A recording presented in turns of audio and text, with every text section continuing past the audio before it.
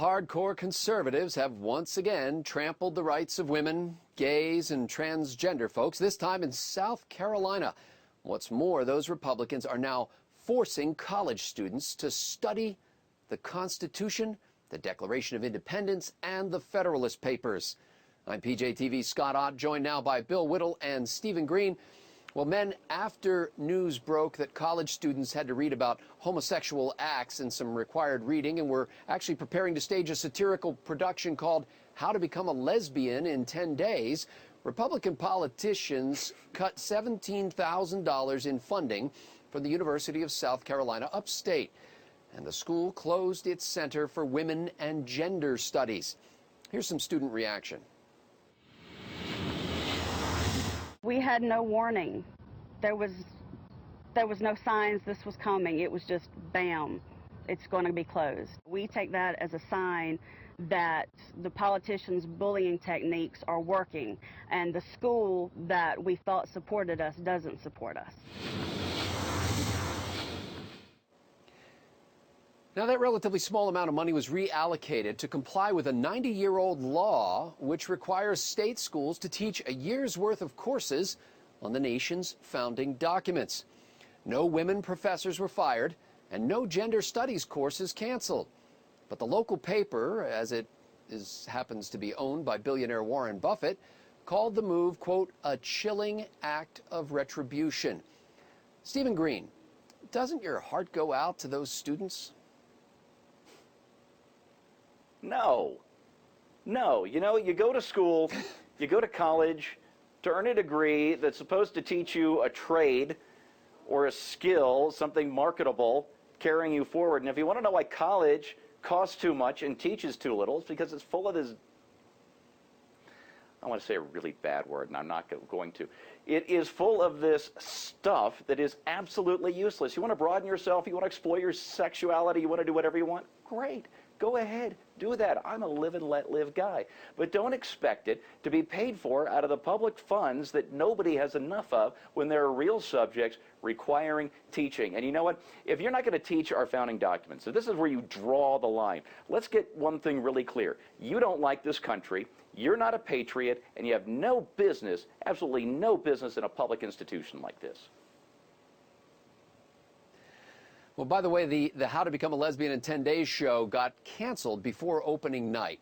The reaction to this brutal crackdown was swift and sharp. Critics said that the move by the legislature was a crippling blow, totalitarian, un-American, and some likened it to McCarthy-era blacklisting.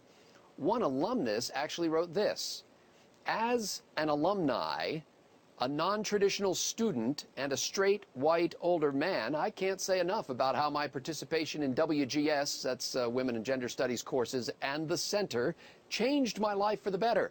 Because enlightenment comes slowly to some outside academia, students, faculty, and staff need this resource. We cannot let an American Taliban rule our institutions of learning.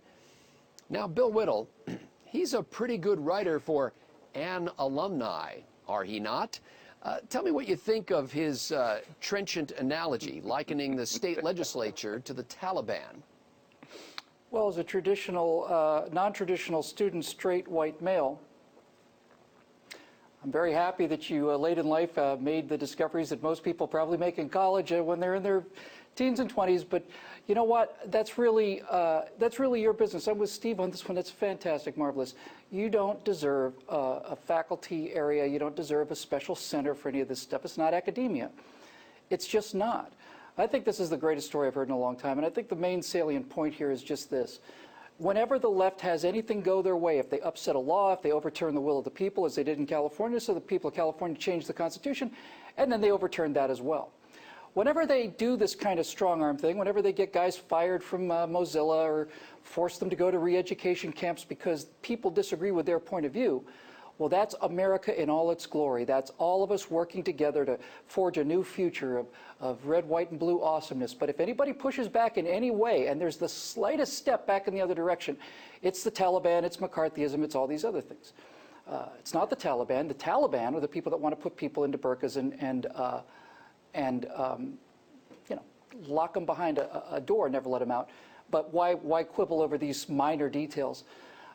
These people are not good people, and I think the way to respond to them is through mockery. I really do. I just think it's really just time. I think people have had enough, Scotty. It's time to just say, you know what, fantastic, knock yourself out. You know, how to make a founding father in 10 days. That's the new play that's going to be opening, and the fact that it's state law makes it even sweeter. Well, the University of South Carolina Upstate says it didn't actually close the Center for Women's and Gender Studies, but merely combined it with several other study centers. And no, I don't think state legislators should be micromanaging curriculum at state schools. But does it really sound radical, right-wing, or Talibanish to require taxpayer-funded institutions to actually teach the Constitution, the Declaration, and the Federalist? Well, this sounds like a small victory for common sense.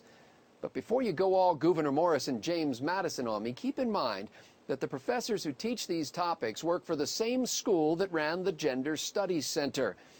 As you may know, just because you lecture on the Constitution at a university doesn't mean you actually understand or believe what it says. For Stephen Green, Bill Whittle, and the entire Trifecta crew at PJTV.com, I'm Scott Ott.